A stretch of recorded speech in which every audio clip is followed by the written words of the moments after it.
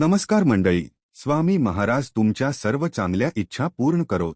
येत्या 2 मार्चला होळीचा पवित्र सण आहे. हा सण फक्त रंगांचा नाही, तर आपल्या आयुष्यातील नकारात्मकता जाळून सकारात्मकतेचा स्वीकार करण्याचा आहे.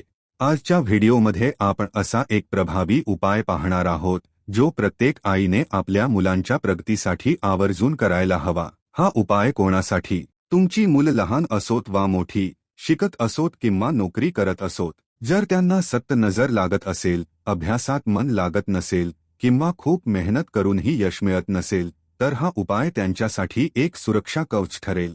आईच्या प्रार्थनेत मोठी शक्ती असते आणि होळीच्या दिवशी केलेली ही सेवा मुलांमधील चिडचिड आणि अडथळे दूर करण्यास मदत करते. लागणारे साहित्य. हा उपाय करण्यासाठी आपल्याला काही विशिष्ट वस्तूंची गरज आहे. या वस्तू आधीच गोळा करून ठेवा. 1-7 अख्खे काळे उडीद, दाणे तुटलेले नसावेत. 2-7 सुक्या लाल मिरच्या. 3-1 चिमूट पिवळी मोहरी, पिवळी नसेल तर काळी चालेल. 4 आणि सुक्या खोब्याचा एक छोटा तुकडा. लक्षात ठेवा, इथे 7 हा आकडा खूप महत्त्वाचा आहे, कारण तो पूर्णत्वाचा प्रतीक मानला जातो. उपाय करण्याची पद्धत.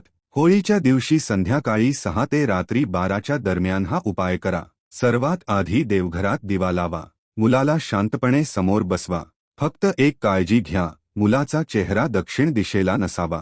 आता दोन्ही हातात वरील सर्व वस्तू घ्या आणि मुलाच्या डोक्यापासून पायापर्यंत गोलाकार पद्धतीने 7 वेळा उतरवा.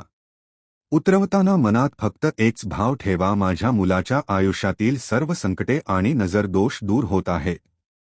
महत्त्वाची सूचना आणि होळीत अर्पण. जर घरात एकापेक्षा जास्त मुलं असतील, तर प्रत्येकासाठी स्वतंत्र वस्तू वापरा. एकाच वस्तूंनी दोघांना उतरवू नका.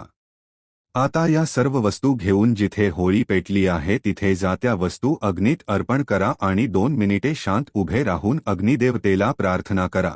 जशा या वस्तू जळत आहेत, तसंच माझ्या मुलाचं अपयश आणि दुःख जळून खाक होऊ दे.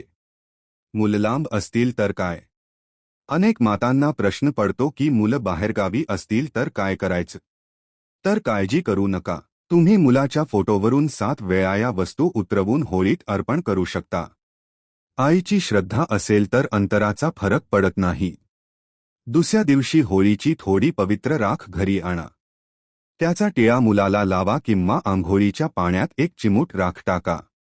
यामुळे त्याचं संरक्षण होईल. ही माहिती जास्तीत जास्त मातांपर्यंत शेअर करा आणि चॅनलला सबस्क्राईब करायला विसरू नका. धन्यवाद. श्री स्वामी समर्थ.